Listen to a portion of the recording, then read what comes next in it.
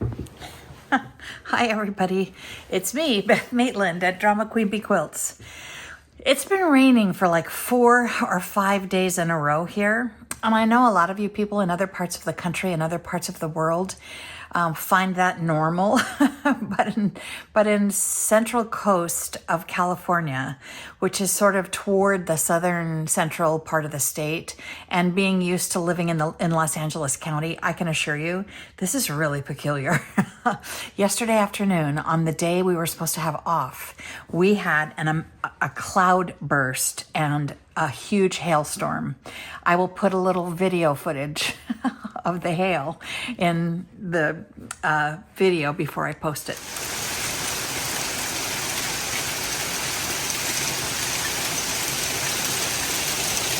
Anyway, today we're playing with stamps.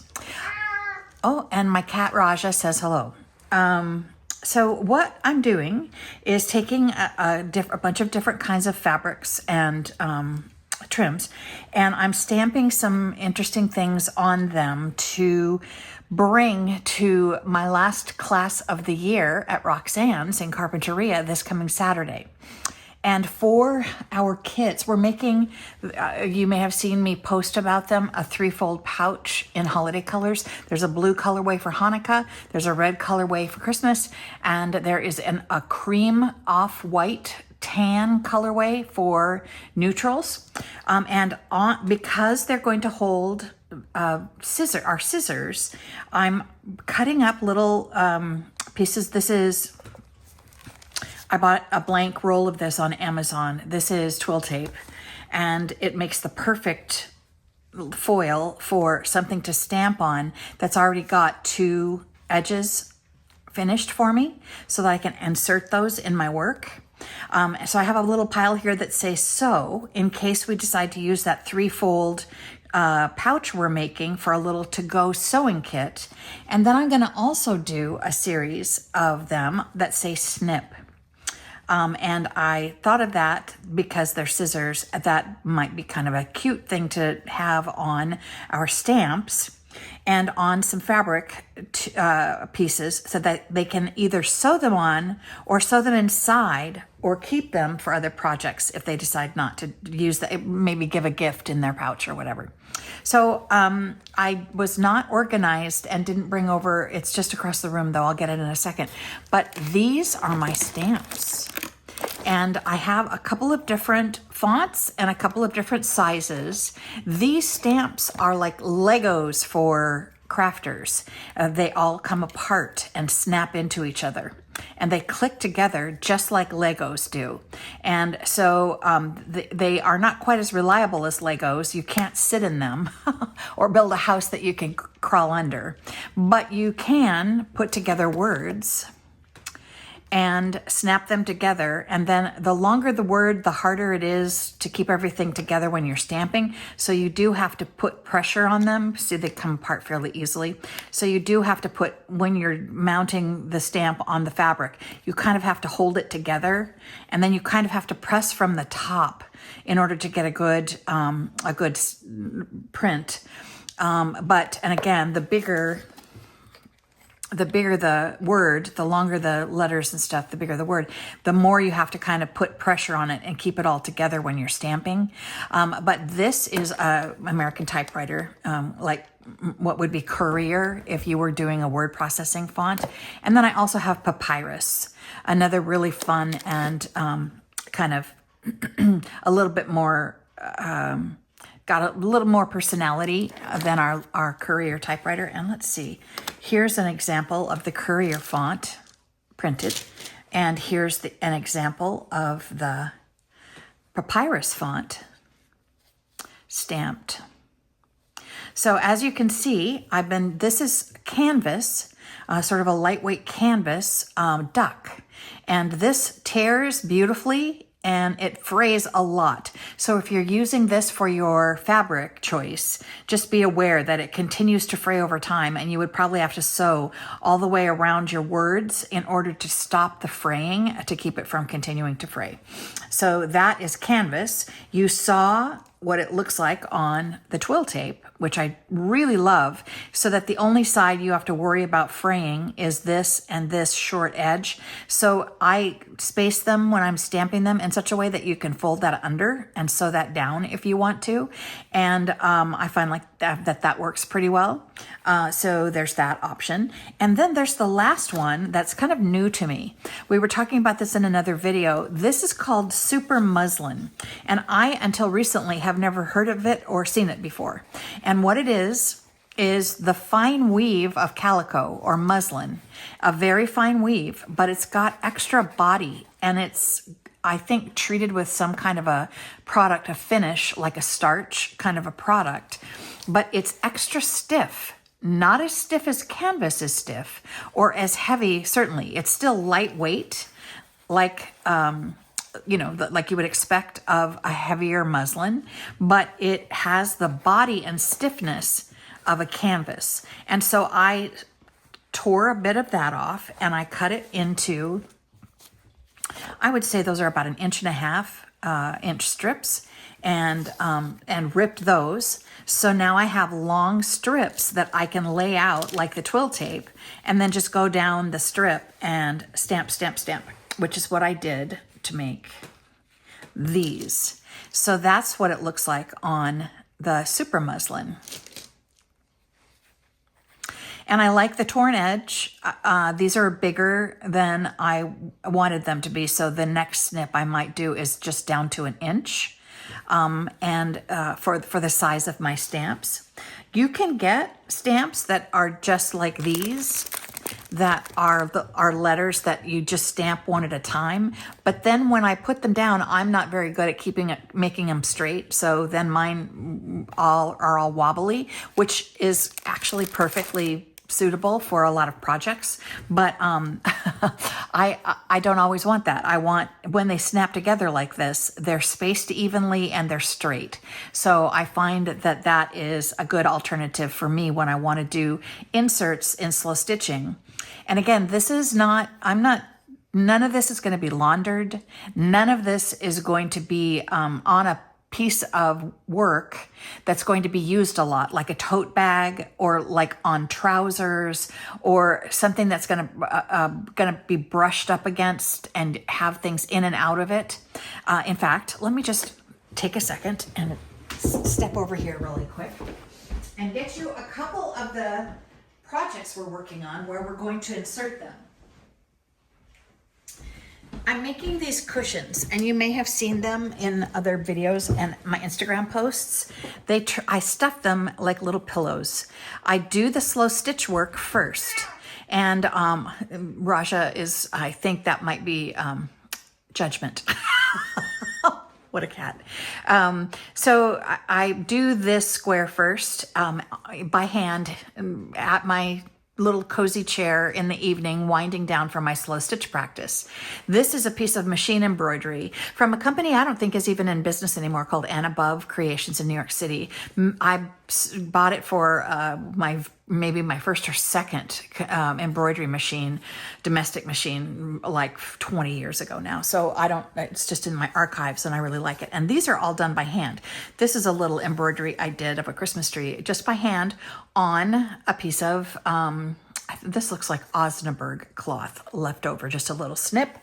And this was an embroidery I did, slow stitch with my own embroidery right on the linen piece of that pretty holly work. And then I appliqued a little Tilda stocking. I put a French laundry label and a little piece of lace, a little bit of Tilda fabrics, some Suffolk puffs, a vintage one, and one I made.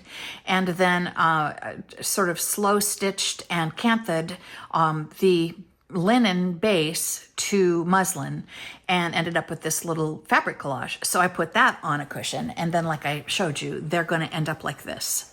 Here's Joy stamped and outlined in some red. Here's another little bit larger embroidered, hand embroidered by me, Christmas tree.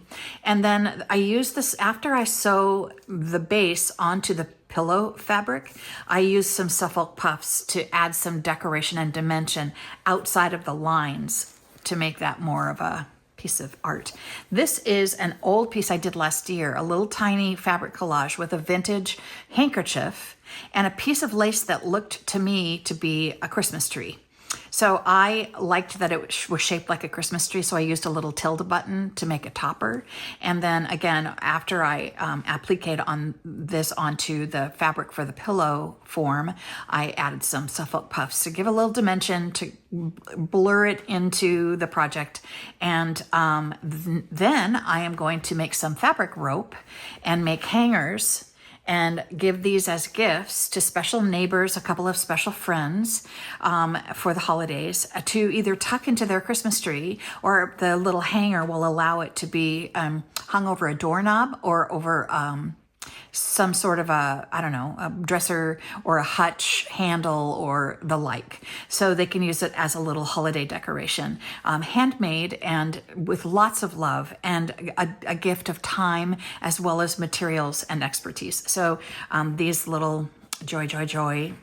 The other words I've used are hush, wonder, blessings. And so you can use any words you want because you can snap them all together with these stamp things. Now, there are lots of opinions about what kind of stamp product to use for an ink pad. Some people use brayers and actually roll the ink onto the stamp. I don't mind using these because I also don't mind this. I don't mind that there's the shape around it. A lot of people want a very clean image and don't appreciate that look. They just want the letters, something more toward looking like this without the lines around it. And so some of that has to do with the stamp you purchase and how well made the stamp is and how far the actual raised part of the reversed image is away from the rubber pad. These are not super expensive. They're by a company called Pegs, P-E-G-Z, and I buy them on Amazon. It was the easiest place to find them. And again, you can get them in various sizes. I think these are the half inch, maybe 1.5 inch. And then I have a much smaller size, which did not show up very well on my work. So I bought the papyrus also in the same one. I think it says in the description, it doesn't say 1 inch, but it kind of works out to be that the image is up to a 1/2 inch tall. But once you've centered it, it works well on a 1 inch piece of tape. So there we go. So that's kind of the overview on the stamps themselves. The ink pads, I just tried this because my friend Karen at a Railway Cottage down in Australia uses Stays On. And so I thought I would order one and just see a couple of colors and see how that went. I also use archival ink. I also use fabric ink, but I have not found anything that's absolutely oh my gosh, this is the most amazing ink I've ever used. I am enjoying working with this. It's working well, and it's certainly permanent. Again, I'm not going to launder any of this, so it's not really my intention to have to go behind and heat set this like you do with some stamp ink. You have to let it dry for like 24 hours and then heat set it with an iron or in the dryer or with a hair dryer. You could probably use a blow dryer on the fabric in order to see to it that it doesn't lift if you launder it or if it gets wet. So let's stamp a couple of things. It doesn't take long, and it's not a complicated process. You all have, I'm sure, stamped from at one point or another something for a craft project for your kids or whatever. I think I'm gonna do snip because my afternoon is, I need to make 12 things that say snip to take with me to class. The batch of sew stuff is already ready, and I'm going to bring snip also in case they decide to use it for a scissor case and want it to say snip. I'm giving everybody these beautiful vintage looking sewing embroidery scissors in their kits. as my little holiday gift to my students who have been so lovely and so consistent. Everybody, my classes are generally sold out. I have repeat people. I have someone that's been to every single class I've taught. I have 2 or 3 people that have been to all but one for whatever reason. And so I bought everybody these lovely vintage-ish style pretty embroidery scissors. So those are tucked into their kits to have as their little holiday treat from me to thank them. So let's see. Here's our super muslin. I'm going to set that aside. And here's our twill tape. And I think we're going to start with that. So let's just see how this turns out on the twill tape. I put down a piece of parchment paper because I'm working on a tablecloth and this is probably permanent. So I don't want it to stain my tablecloth forever. I like my little work spot.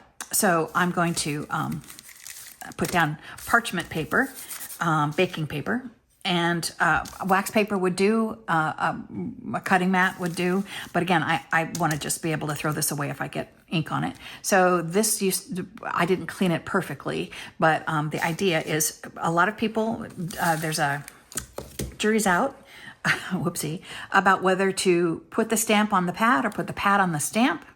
I like to put the pad on the stamp because I can kind of see and make sure that it's covered.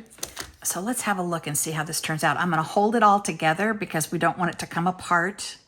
I'm going to try to center it on my twill tape, press down without wiggling too much. And that's a decent image. Okay. So we'll leave room to snip and move down the twill tape to actually snip. Get it? Snip. Okay. That's perfect. That's working out just fine for me.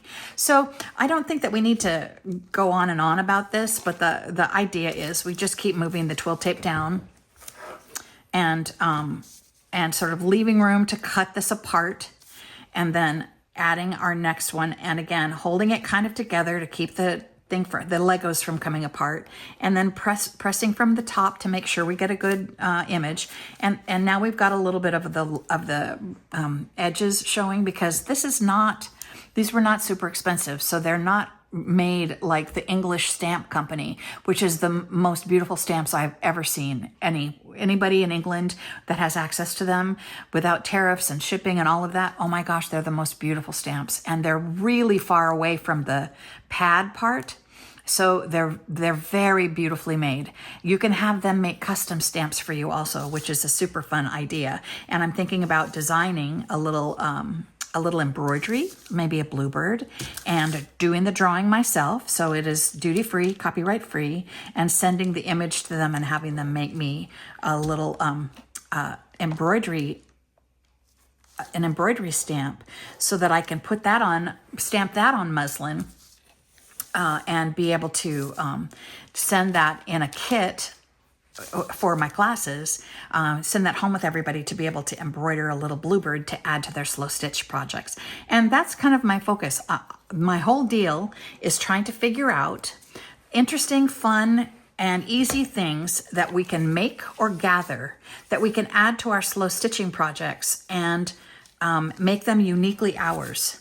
Although sourcing is okay, I find that I don't have a lot of access to vintage things, so a little bluebird embroidery would be super cute, in my opinion, to add to our projects. If we're doing like a blue work theme with all blues, oh my gosh, that would be so cute. We could do the days of the week. We could do anything. A cat. See, I like the way that looks with this showing.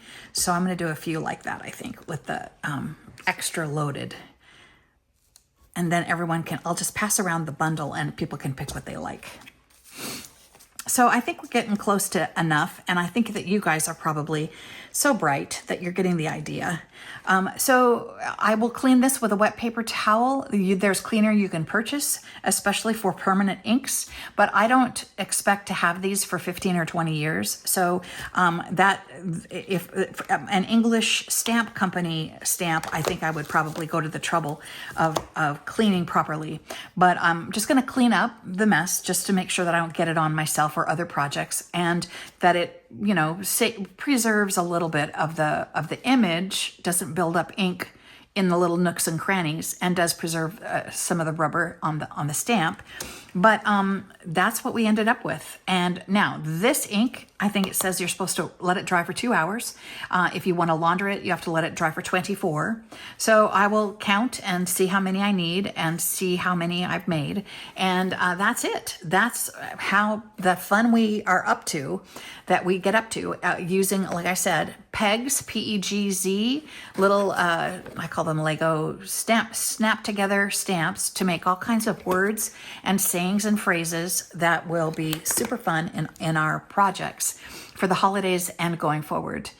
So thank you very much for a little project chit chat. I hope everybody is busy and sewing and being creative. And I hope you have a great, we're almost into the weekend. I'm going to be teaching over the weekend, but I hope you have time to set aside some creative minutes and relaxation to put a needle and thread to fabric, create something lovely, and maybe even have a little stamp, have a go. All right. All the very best. Happy holidays as they approach. Happy crafting, happy sewing. And thank you for joining me. It's Beth Maitland at Drama Queen Bee Quilts. See you next time.